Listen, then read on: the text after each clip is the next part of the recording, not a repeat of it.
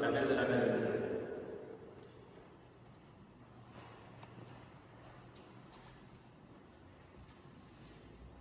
Te ofrecemos, Señor, el pan y el vino, dones significativos por el trabajo de los hombres, que se convertirán en tu cuerpo y tu sangre para alimentarnos en justicia y verdad, que constituyen el fundamento de nuestra fe, la que estamos llamados a profesar, en todos los ámbitos de nuestra vida.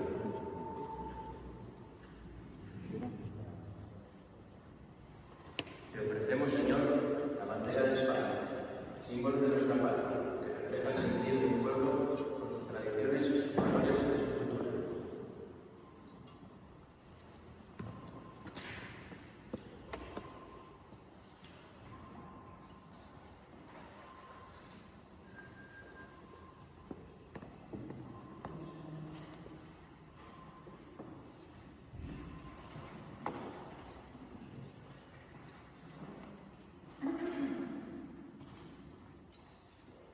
Te ofrecemos también un tricolor, característico de nuestro pueblo, la Guardia Civil, desde su fundación por el duque de Ahumada en tiempos de la reina Isabel II, que simboliza y perpetúa nuestros orígenes, nuestros valores, la disciplina, la lealtad y el sacrificio.